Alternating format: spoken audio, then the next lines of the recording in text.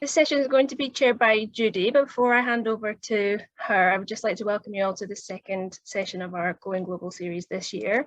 Thank you all for those who joined us last week. If you're unable to attend, the session recording is available on the Going Global website, which is just www.goingglobalday.com, and we'll put a link to that in the chat. That kind of was an introduction to what your global health journey could look like, and today's session is going to look more at equity and inclusion in global health. So I'll just hand over to Judy now, who is going to chair us for the rest of the session.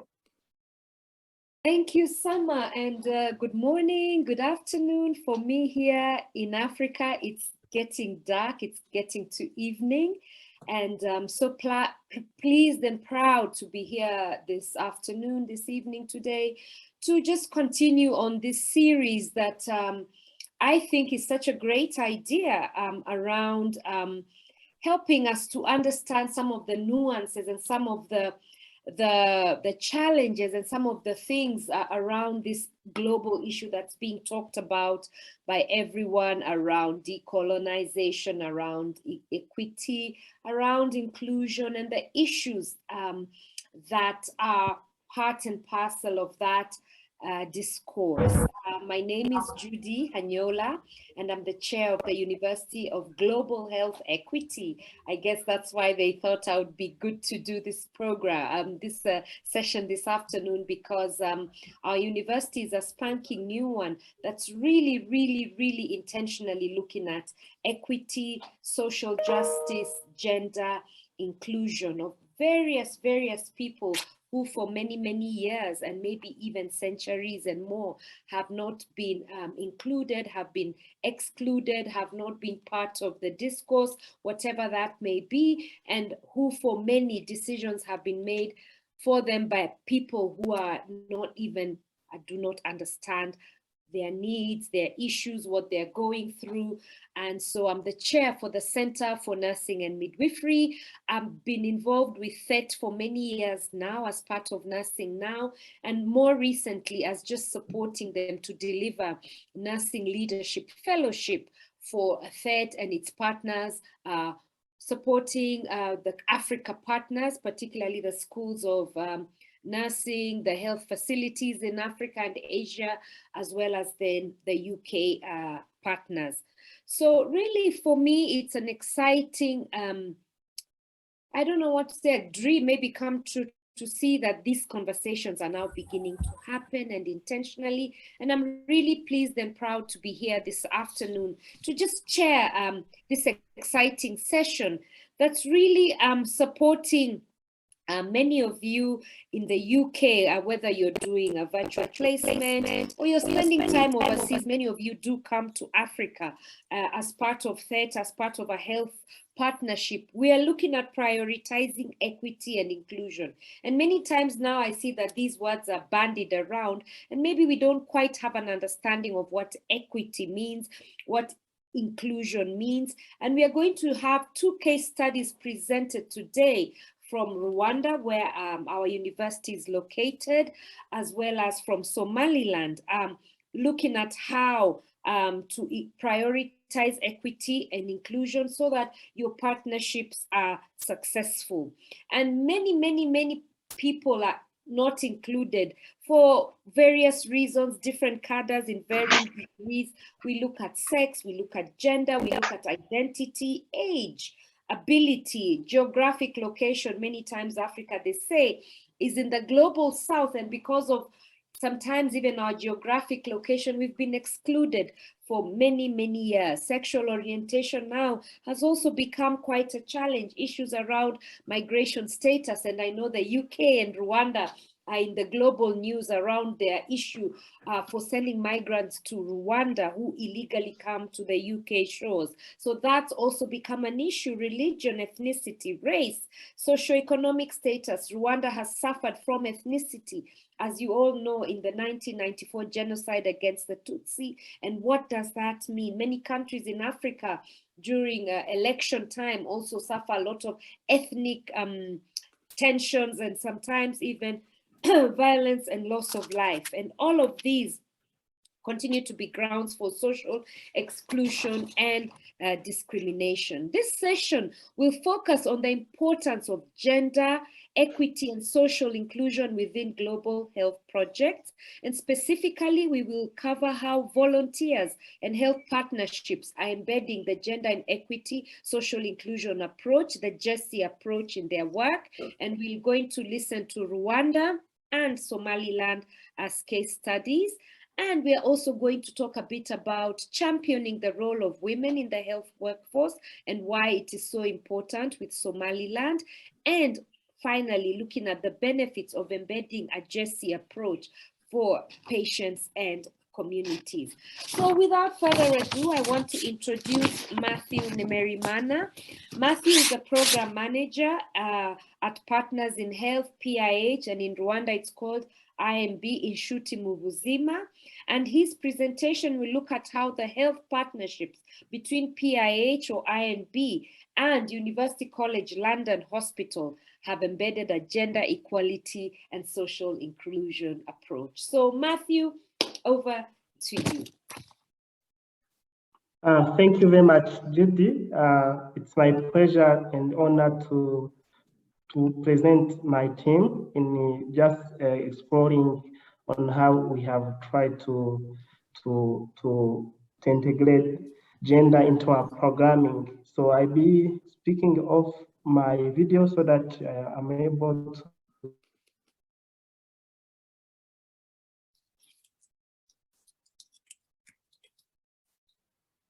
Thank you very much.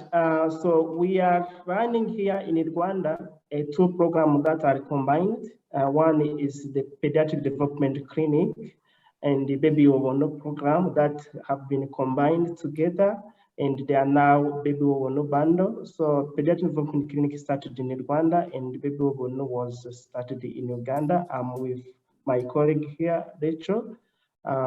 She's from Uganda. So a bit of background, the Pediatric Development Clinic is just a program that was started to provide support to high-risk infants by supporting their nutrition, development, and the health outcomes. We are following up children who are born with prenatal complications, mainly lower birth weight, prematurity, birth injuries, congenital malformations, and it is being provided at a public health facility using task shifting approach.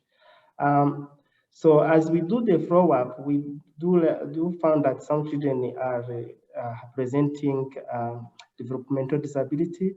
So we use the guide from Untitled Child Development to do their monitoring, and those who are identified with disability are linked to Baby Ubuntu program, which is an early care and support program for children with developmental disability. And that brings in the two programs so that we do identification, but also provide their support. As you can see, the Baby Ubuntu program aims at, it is a group facilitated program using participatory approach, and it is co-facilitated by expert caregivers or expert parents, and working together in co-partnership with a care provider. And it aims at promoting inclusion, participation for these children within their families and community, but also maximizing the child development potential for improving the health and quality of life.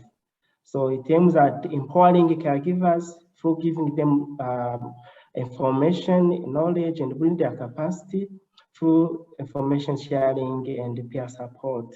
It also aims at sharing maternal and paternal experiences, particularly in addressing stigma, and as well as promoting human rights for these children with developmental disability. So the parents have to go through a 10 module program where it takes like 6 months to end the program. As you can see, this is what they go through. It's a practical participatory approach where they work together and they go through supporting their skills, empowering them on how they can support their children at home.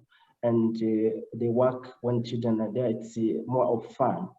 So now coming back to our topic for today. So raising a child with developmental disability, it's demanding to the caregiver, and also it's demanding to the family, even the community, especially when in the settings where there are no interventions that avail the resources, the services to provide support to the children. So why is it important now to integrate gender? It's important because you find in some settings that responsibility of supporting the child, in caring the child, is mostly left out to the mothers who are women, and they are frequently also marginalized. There is a lot of stigma around disability, and find there's a lot of exclusion in the community, in the family, and they are marginalized and lacking of also of the services, as I said.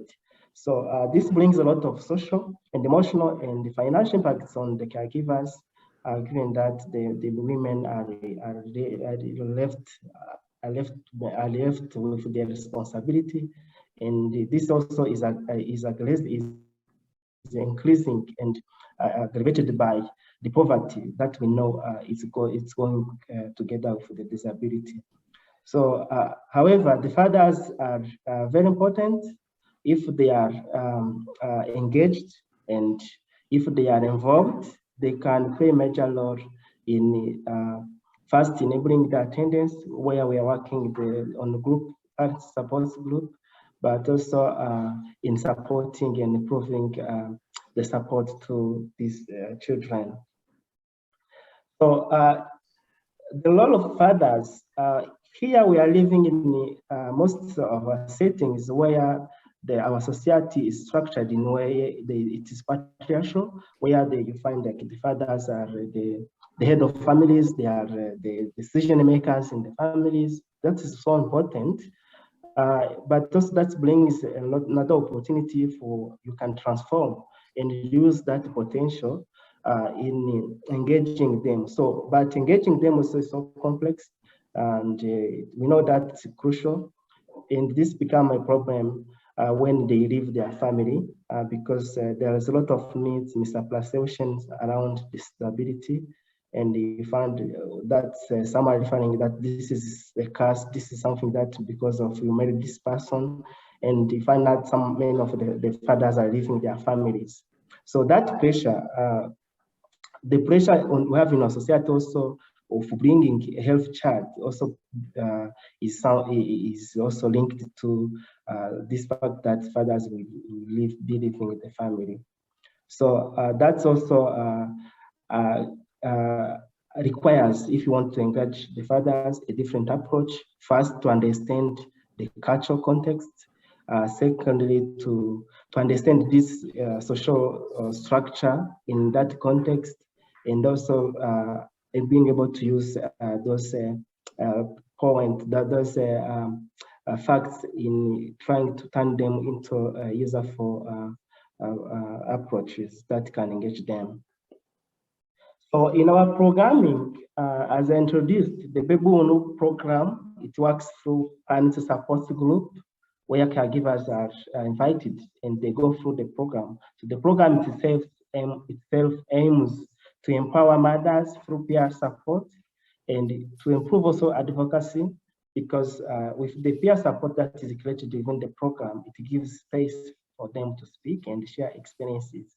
So we define for the program to be successful, we have also to involve the fathers in the program as key. So empowering men contributes a lot to the caregiving, but this should be done in a way that you also address the stigma and discrimination that in turn that empowers the fathers, and it encourages them to stay within the family.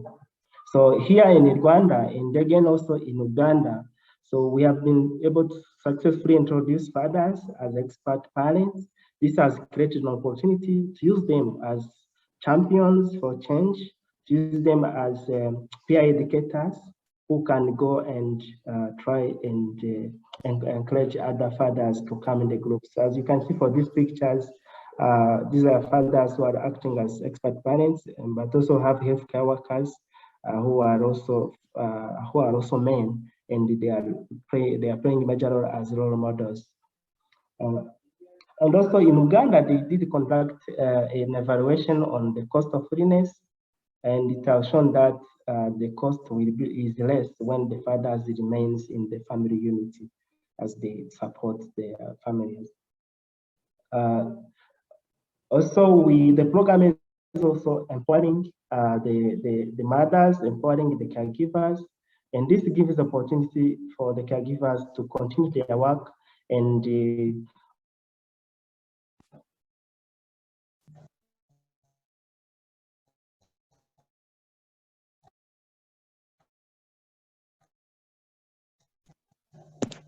also to continue supporting their work when their work is on also continue as opportunity to show their love in the family.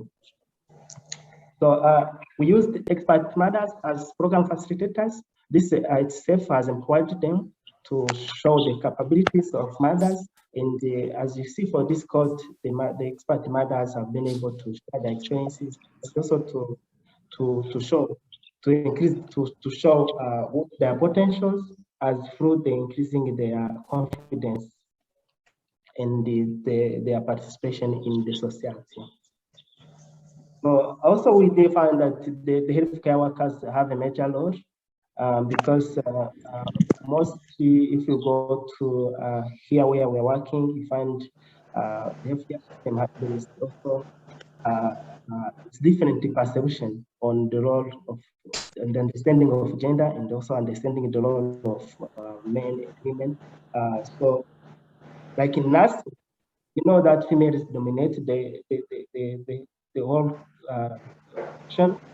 So you find that the leadership is given to men, despite that they are dominating in the profession. So, so that now gives another opportunity. How do we change the structure and so that we are bringing the capacity of females and they change the understanding of this so that also all healthcare workers can participate equally. So we define also the healthcare workers also they have a lack of knowledge on disability, and this limits the provision of pediatric care. So we define some of children in families are turning away when they go to seek health care. This was because some had the understanding that there's nothing you can do, there's nothing can be done, and that makes the child to have more complications. So building the capacity of healthcare workers have helped to ensure that they have improved knowledge, the access to services increased, but also changing the perspective that also male can support other males to provide support to provide supportive care to the children. So we did start a couples group. So we found that even though we are building the capacity of families and we're empowering families, so we did find that it's so important also to address special issues that are around gender. So one of the issues we are having is family conflict as a result of having a child with disability, but also there is gender-based violence that is in our community increasing, but now for the families with child with disability was very high. So we worked with the Gwamurek is a local organization here. They had a program called Bandereho that they do provide gender transformative interventions. So we have now adapted that program into a modular program where after finishing the Baby Ubuntu program, the families start now that program and to address to improve their understanding of what is gender, what is sex, what is the role of father, how do you become a good father, how do you use your role as father in the family to support. What does it change if you are a good father, you are supportive? What are the benefits you will get as family and also for the child? So also we do cover positive parenting, and we talk about explain the gender-based violence and stopping the cycle of violence, and also shared responsibility. And now we do the briefing sessions as they finish. So we did focus group discussions with them, and then they did provide that some session can be for men and the other session can be for both men and women. So where I find that the couples, that's for session for both men and the women. What are the learnings? So we found that participation and inclusion of both men and women is so beneficial. Using the facilitators as the expert parents has been a good approach that empower both caregivers and also engage the men. So here, it has helped the caregivers, the group staff have helped the caregivers to change their perspective, to engage the other family members in supporting the child, first by knowing what the condition the child is having, and now trying to explain and share that information to other family members as they are able now to take out their voice and try to explain all information that they get from the groups to other family members and also within the community. So also healthcare workers have benefited a lot because now they learn how they can support these families, and also try to explain and engage the fathers to come to the clinics, to the groups, and explain them on their role and be able to exchange, to share the experience. So I did not mention that in the program, we have a module where we invite all community members, and now they talk about the inclusion, they talk about the different issues that they meet, and also inclusion. In summary, gender plays an important role in early childhood disability detection and intervention program. So our program aims to empower women to care their children, promoting inclusion, reduce self-stigma through peer support and mentorship. So healthcare worker training and mentorship can change attitudes towards the children with disability.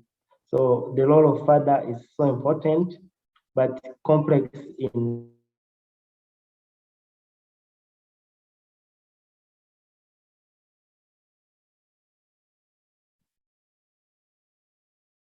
very much, Matthew, for that presentation on the work that you're doing in Rwanda and Uganda around gender inclusion, particularly for women, children, and their families.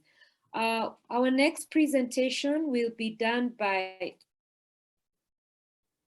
Noor. Noor comes from,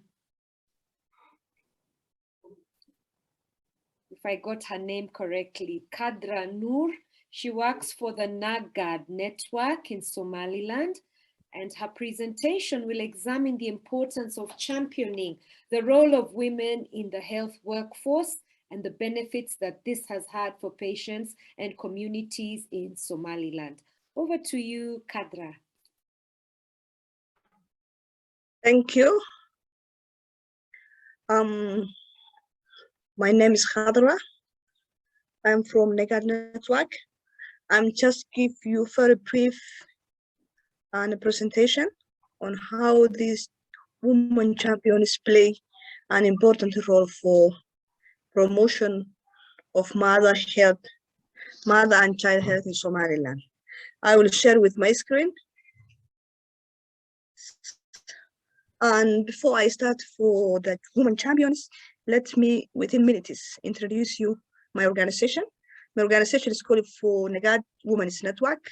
It's a voluntary organization of voluntary network that brings together for around 45 women organizations in Somaliland. It's almost 30 years old. It's founded in 1997. The main reason that it was and formed was to serve as a collective voice for women and children, wishing to see that their rights and equal citizens respected in Somaliland. It's a Negad network focused on women's and girls' education, economic empowerment, participation in decision-making, reproductive rights and well-being, and almost we do through advocacy, networking, capacity building, training, and research. And for Negad, we focus 5 thematic areas, which are, so already mentioned, in education of women and children, economic empowerment for women and children, participation of women in political decision-making, and peace building. Because in peace building, as a Negad, as I already mentioned, it was established in 1997. At that time, our country was a mess, and there was a lot of wars, clan clashes that were going on. And if sometimes now there is a clash, there's clashes between the clans. So as a Negad, we are working on peace building process. Women and girls reproductive rights is also one of our most thematic area, environment sustainability, to promote women and children's well-being. As Negad network was using to do for advocacy and awareness raising, or what we call for outreach, public relations and networking, research and publications, capacity building and trainings, planning, monitoring and evaluation, research and mobilization. That's Negad's core interventions linked with our thematic areas. Am I fast? Or is it okay for you? You're okay. Hello. Adra, I think you hear me well. Yeah. And I'm here a little bit to share with you for women champions, the role is, and so on and so forth. Let me give you the brief background on promotion of women and health and child health in Somaliland, project that we will implement. You know, gender inequality is a global issue, as we know. It's highly in Somaliland. Birth is by the full statement of women's sexual and reproductive health, and the high occurrence of economical dependence among Somaliland women. Women live in IDPs, where we know the IDPs. And IDPs are internal displaced people, are also facing additional barriers to health and economic security. Given this challenge, many women living in IDPs don't have an access to information and resources they need to advocate for their own health. That's where the woman champions are come. I'm here to share with you what's the woman champion. The champions, who they are. Let me introduce you. Women champions are a group of women, maximum 10% from the community, who plays a critical role in their community level awareness and advocacy for women access to the health service. That's one of the identity of women champions. Women champions are active members in community who plays a key role in working closely with existing systems, to improve the quality of life, like education, health, economic, and sanitation. You know, these women champions, they are exist in their community. They are volunteers. They work closely with the system. So that's why we select to work with us as a woman champions. They are actually, and women champions have a voluntarily following responsibility. You know, while they are within their community, they have some women champions have voluntarily developing roles.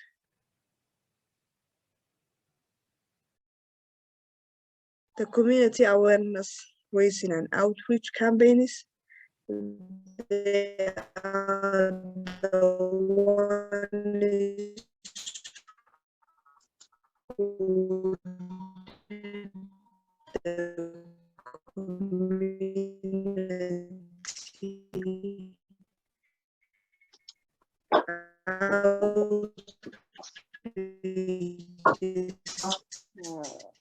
Adra, your network has gone off. Community. They're reaching the pregnant woman and children. Hello. Adra, I think your connection is gone off a bit.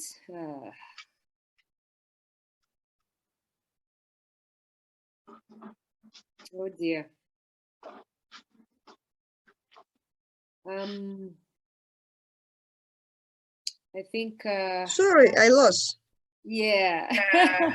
Hello, I'm back. Oh, the network problem sometimes. Yeah, you need to share your screen again. Yes, I will. Sorry. It's okay, it happens.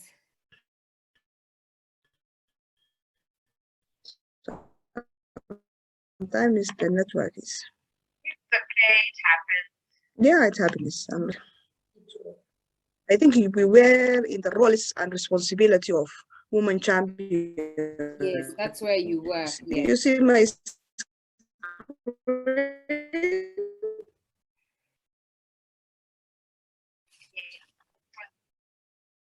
yes. And women champions are voluntarily and have a following roles and responsibility outreach campaigns. They visit the family, either for spouses, either man or woman. They make an awareness that for example, for pregnant women, it is the purpose. The women champions are bridging women and pregnant women and her children to health service. They know what health service available in their locations. They are very closely work with the health facility, so they know. Like for example, today there is a vaccination. So the vaccination is ready in their health facility center. When they get that information, they go to the community. They inform them that yes, there is a 3 days vaccine which will be in our village. So bring the children to the center or to the health service. These women champions have a role and responsibility that they refer the woman and child who needs health service to the other health service providers. You know, sometimes in IDPs, the health service is not adequate to complete the need for mother and child. So when they see that this woman needs additional health service, they automatically, with the support of the health service and health center workers, they refer to the other health service providers.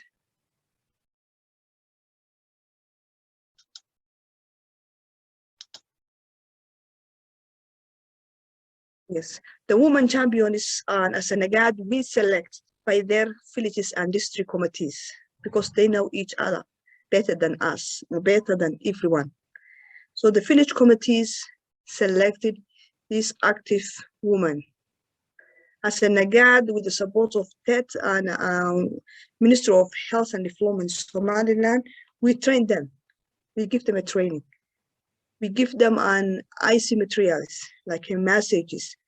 You know, they distribute to their areas. Why Nagad Network decided to work with these women champions?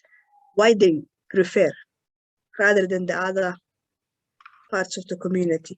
Women champions leads the community level interventions. The aim is to improve access service received by women and children in their respective area. And to ensure that women and pregnant women within this community clear information. You know, as I already mentioned, there is a information gap. Maybe the community, they are not aware of that. The health center can provide maybe 1 to 3 service. So the women champions are the ones who take these messages from the health and service provider to the community. So they are the ones who carry or give the clear information about pregnancy, delivery, or postnatal period. Maybe the pregnant mother will never ever visit the health centers, or they deliver at their home, or they never go back after the delivery. So all that they improve the communication or clear they provide the information. These women champions increase safe delivery and contribute to the health outcomes of women and children in Somaliland. You know, after we train, after they do it for a lot of campaign or community outreaches, we do for supervisions, and we see that there is a lot of improvement in the health service, in the healthcare service, because of the awareness and the information sharing that the woman champions did. That's the end from my side. Thank you for your attention. Any question and comments, feel free. Over to you. Thank you very much, Hadra, Yeah, for your very interesting presentation on the work that you're doing in Somaliland. We have a final presentation this afternoon from Sama. Sama is the communications coordinator at FET, and she's also the chair of FET's Gender Equity Working Group. Sama, over to you. Welcome. So now that we've heard from our fantastic speakers who provided context and insights on why equity and inclusion are so important in global health projects, I would like to introduce you to some of the tools that FET has developed over the last few years to help health partnerships and health workers more broadly to reflect on the extent to which equity and inclusion are embedded within your work, and which also aim to build knowledge and skills to help you create sustainable change. So we move on to the next slide. I'll firstly introduce you all to FET's Gender Equality and Social Inclusion Toolkit, for those of you who haven't yet seen this. We developed this around 2 years ago now in partnership with the Liverpool School of Tropical Medicine. And the toolkit supports partnerships to integrate gender equality and social inclusion by identifying entry points across the project lifecycle. So that's including project design and implementation, internal organizational structures and activities, as well as monitoring and evaluation. It's quite an extensive document, so we'll put a link in the chat for you to look through the full document in your own time. But I will just introduce you to some of the key sections today. And on the next slide, hopefully you'll see the GESI Responsiveness Assessment Scale. This is on page 6 of the toolkit if you want to have a look. And the idea behind this is that you use it to measure the extent to which gender equality and social inclusion considerations are being incorporated into your projects as well as your policies. So as you can see, there are 5 stages across the scale, ranging from least responsive, which we call GESI unequal, to most responsive, which is GESI transformative. And the blue triangle along the bottom of the scale shows that GESI responsive programs cut across GESI specific and GESI transformative. So I realize that this is a lot of terminology. So on the next slide, I will just explain what these stages look like in practice. So again, there's a lot of text on these on this slide, and we will share all of the PowerPoints after the session. But just to run through it quite quickly, if a project is GESI unequal, it perpetuates gender inequality and other forms of inequality by reinforcing unbalanced norms, roles, and relations. So this means that it privileges certain groups over others, so that could be privileging men over women, and it often leads to one group enjoying more rights and opportunities than the other. So this could be a project that takes advantage of existing power imbalances within a community when it's collecting feedback on service performance so that not all views are heard. If a project is GESI blind, it ignores gender inequality and other forms of inequality, and it overlooks norms, roles, and relations. So these projects often ignore the differences in opportunities and resource allocation, and they can be designed based on this idea of being fair to everyone. So this could be, for example, a new outreach project that's set up to address nutritional needs within a community, but it doesn't identify the different needs of people who are living with a disability. So it means that those important determinants that would improve their nutrition are not addressed. And then in the middle of the scale, we have GESI sensitive. So these projects consider gender and other forms of inequality, and they demonstrate an awareness of GESI, but they don't take action to address that inequality. So it could be that during a training program, you collect data on the participants that are taking part, and you find that all of the participants are of the same ethnicity and 60% of them are men, but you don't make any changes based on that data that you've collected. One step up the scale again, we have GESI specific, and this considers gender and other forms of inequality, takes norms and roles and relations into account. You think about how access and control to resources play a part in that situation. And it may intentionally target a specific group, but this is done to meet a specific need. So it starts to address those specific needs, but it doesn't address the causes of inequalities. So this could be a telemedicine program that is due to be launched to provide online consultations, and a female staff member is appointed as the project lead within a predominantly male cadre. However, the project doesn't attempt to challenge the power structures within that hospital setting, which underpin gender inequality within the workplace. And then at the top end of the scale, we have GESI transformative, which is kind of the top goal that you could be aiming for. And this addresses the causes of gender-based and other forms of inequality. And you work on transforming harmful norms, roles, and relations through the inclusion of strategies to foster progressive change in power relations.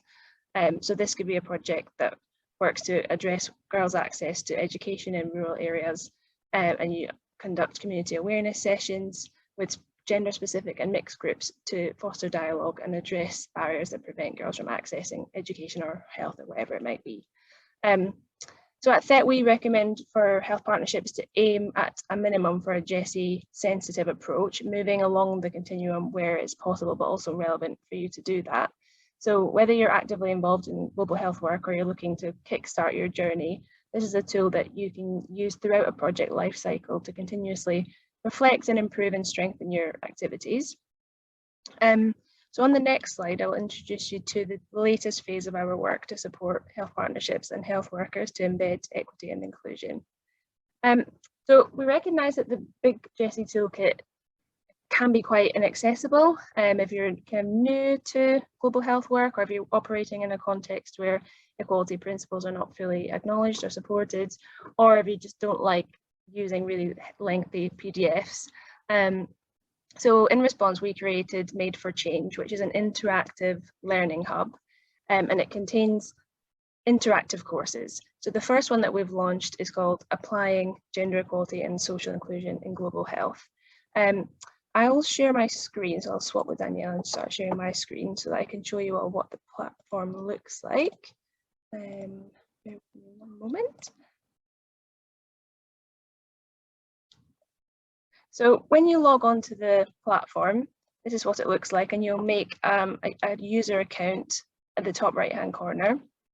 You'll see here that the course is also available in Somali, Amharic, and Burmese. When you log on, this is the home page, and it tells you what the learning objectives are of the course, and then you have various chapters within it. So you'll work your way through each chapter. For some reason, it's not letting me show you, but each chapter contains key messages, infographics, and interactive quizzes, and it will track your progress throughout each of those chapters. I'm not sure why it's not letting me show you. Maybe I need to log in. Sorry. There we go. So if I click start, I'll show you the first one. It'll show you the learning objective here, and then it'll have sort of key messages and text, some nice illustrations to bring it to life, some case studies, and then wherever you see a plus button, that links through to the glossary, and it has more information on what that term means. And then there's also these top tips dotted throughout. So if you click on that, again, there's some additional information and infographics and that sort of thing. And you work your way through each of the elements within each chapter. And at the end of a chapter, there's a quiz to test your knowledge and to see what you've learned within that chapter. There are 7 chapters in total. I'll stop sharing my screen now because I realize that we're running short of time. Sorry, just, oops. How do I stop share? There we go. So the platform is free to use. It's open to anyone. We've designed it specifically for health partnerships, but it's also very relevant to health workers and to people within your network. We're hoping to get it CPD accredited. We're in that process just now. So that's another exciting feature. That was obviously a very quick tour. I'd like for you to go away and have a look at it in your own time. And if there's any feedback, do pass that on to us. And we will be adding additional courses onto the platform. So looking at creating sustainable change through campaigning and also digital transformation. So we only have around 8 minutes left, and I'm aware that there were some people who wanted to ask some questions.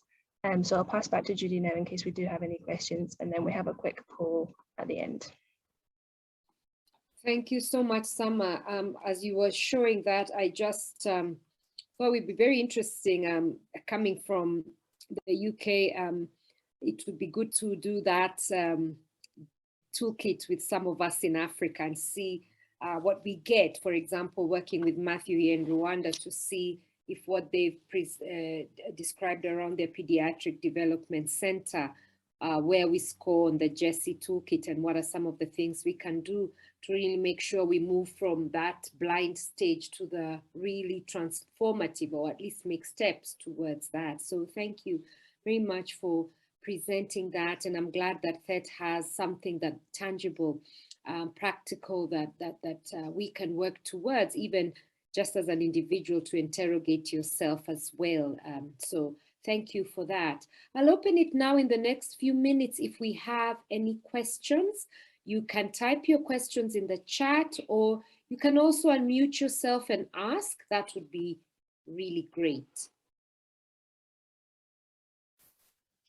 Good afternoon, Judy.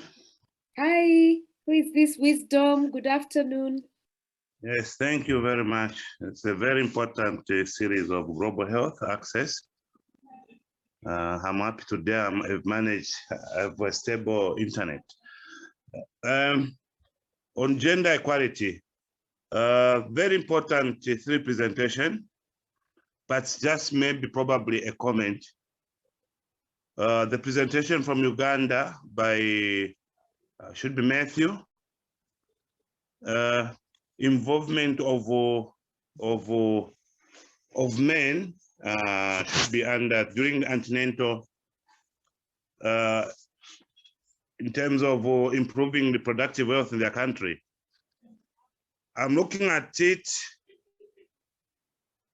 probably it might only benefit a small sector in the community of married, of the couples, the married couples. Now, my concern with my working in theater, what I've seen on the teenage pregnancies, you know, there are a lot of stigma among the teenage pregnancies. These are unprepared for pregnancies, they're not married. And these are the pregnancies which are very, very common currently, like in our country, Zambia.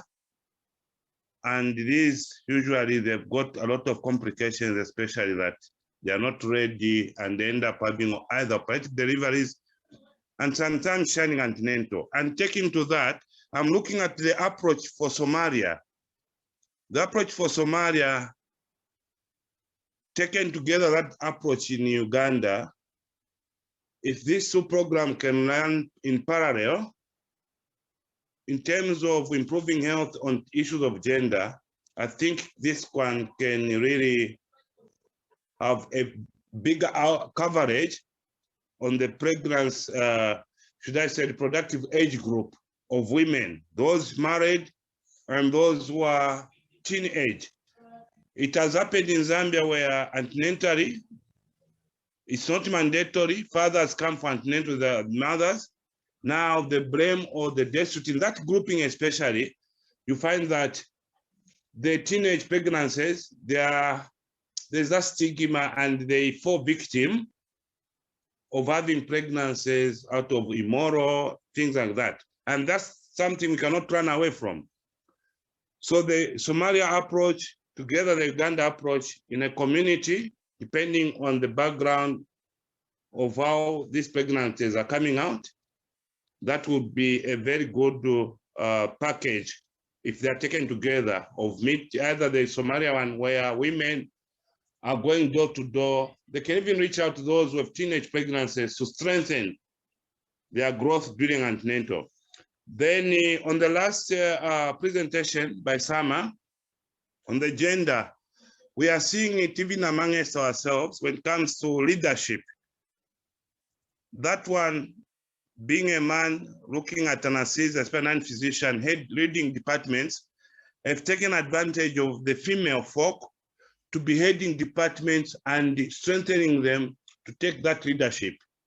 But the component in our jobs is an issue of leadership and management, which has to be understood, because women have really shown to be very much productive in terms of work, despite having other challenges of maybe a child is sick, they're given off, but really they usually provide good leadership coverage. Those are my few sentiments over the three presentations. Thank you. Thank you very much, Wisdom. You are right.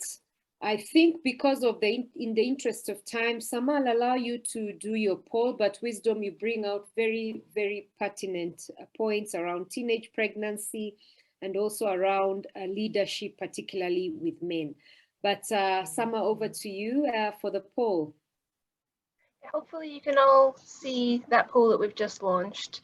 We just want to get some feedback on how you found the session and whether you've learned anything new. But thank you very much for those comments, Wisdom.